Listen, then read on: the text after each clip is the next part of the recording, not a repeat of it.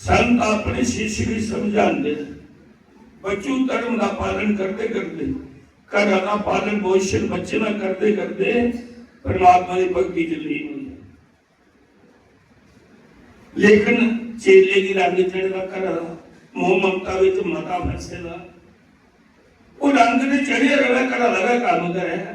लेकिन इन्नी सुट्टी ने ना घर ला परमात्मा ही छोड़ी दादी साहब तो समझा देने में जेड़ा मन ही रंग चढ़ता मान उधर का चलता है पूजा विच भी मरती हुई भी दोनों ये पूजा विच नहीं मन की काबू कर सकते तो मरती हुई भी आप राम राम नहीं आती सकते उन्हें इस करिए जे राम राम जिंदगी आखेदा है तो मरते हुए अपना आप राम राम सुन गुरु बड़ा समझाता है जेला 10 मिनट बहुंदा तो ध्यान करा जाए जेला गुरु जी बच्चे निके निके ने अगर रखे नहीं चलना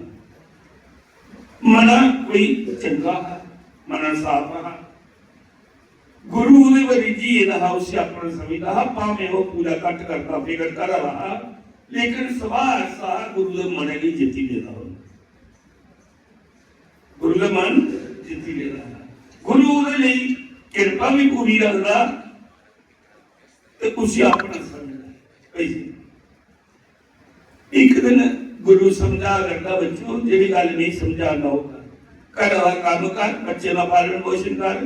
लेकिन अपना मन है जो परमात्मा च ला तू आना है कि फटाफट चलिए लेकिन शिक्षा है गुरु जी की तरह बच्चे निके ने ये है वो है मेरी मां की रोटी खाती मेरे बगैर फलाना नहीं खाता रोटी मेरे बगैर गुरु समझाता झूठे सब झूठे तो फर्जी नाते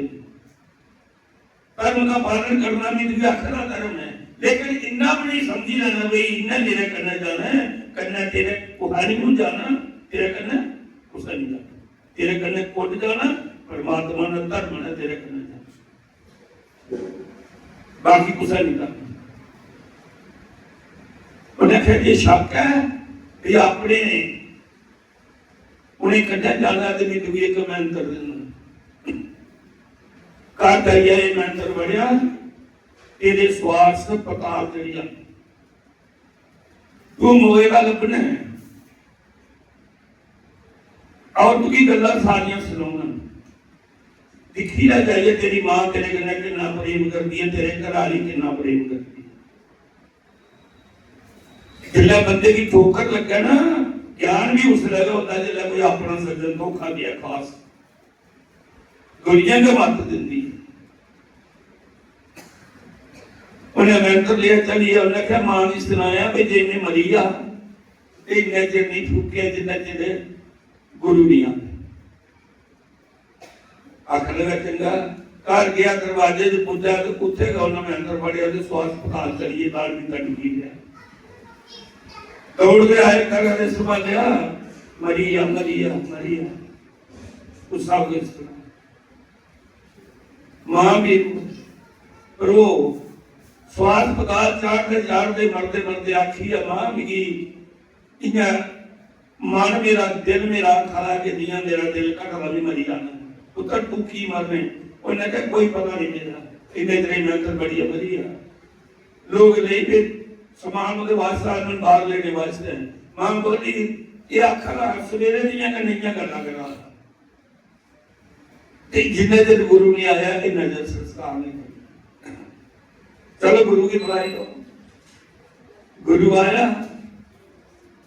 कदाली प्रलाप कर दी ऊपर उधर लम्बी बेदी रुआ दी मां रुआ दी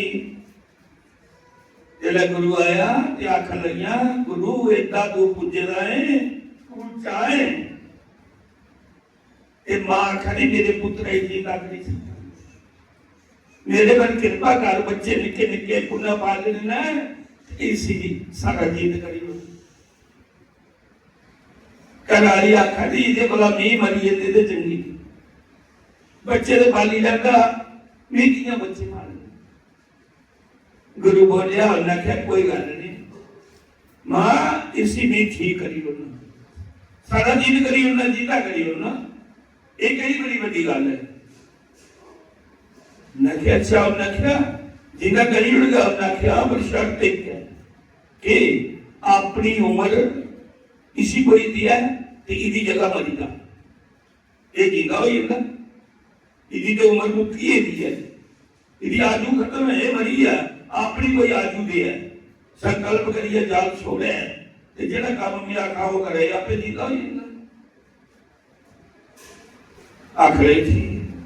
जाओ फिर दूध ली जाओ गिलास दूध आंदा उन्हें जाल छिड़काया संकल्प कराया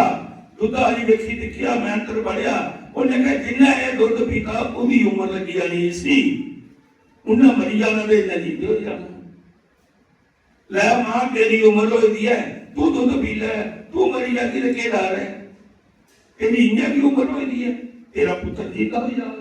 तेरी आखा दी ही नहीं मरी जाती तो कोई गल नहीं ये बच्चे पाली लेगा फिर जिला दूध दिता गुरु ने हथ कमा ले फिर कोल मौत फिर आख नहीं गुरु जी चलो जे मरी है तो कोई गल नहीं हूँ जो मरी है घर की उपरा फड़ी लाबा की गल तू बड़े बदलाव पा दी मी मरी जाती तू बच्चे पाली लेंदा नीतियां पढ़ने ला पी दूध तेरी उम्र इसी लगी थी आपे बच्चे पाली लेंदा तू जा उठी उठी तो रोला भी चुप हो गया रोला रोना बंद हो गया जवाब नहीं आया गुरु आखा पियो पियो दूध कोई नहीं पिए वो मुगला थोड़े हाँ उन्होंने अस्पताल जा रहे थे वो गुरु एक करिश्मा जिला 10 साल आके दिखी ले तेरा कौन है ऐसा है जिस वेला गुस्सा नहीं पीता वो सुना रहा था लगे गुरु आखिर लगा मां दूध फिर नहीं पी उड़ा मेरा बड़ा प्यारा शिष्य है आखिर लगी तेरा नाम कोई क्या नाम पूछा तू पियो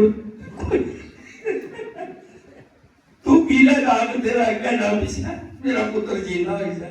उन्हें दूध पियोड़िया गुरु ने तो उससे आख्या श्वास पता तेरे जाग दे जुगा मैं तेरे पुठा पार तेरे श्वास चली आते उन्हें जगह पढ़िया और सुना ना सारा जड़ा पेला वो उठिए गई है राम राम की गुरु की प्रणाम किया आखिर गुरु जी आज मेरी ज्ञान हुई है कि मेरे किन्ने सच्चे कोई उम्र का फिर ना मरते हुए भी उन्हें भी अपने समझना ना मरते हुए भी अपने समझना तो किन्ने अपने समझना परमात्मा को बात नहीं अपने समझना ना सारे कने पिछले रिश्तेदार आए जिंदे कदा बनाए जन्म सारा होया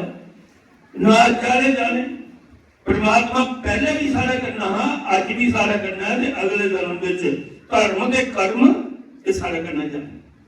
परमात्मा की भक्ति जानी है परमात्मा ने करना जाना इस वास्ते सारे नाते भी निभाते हुए परमात्मा की भक्ति करनी चाहिए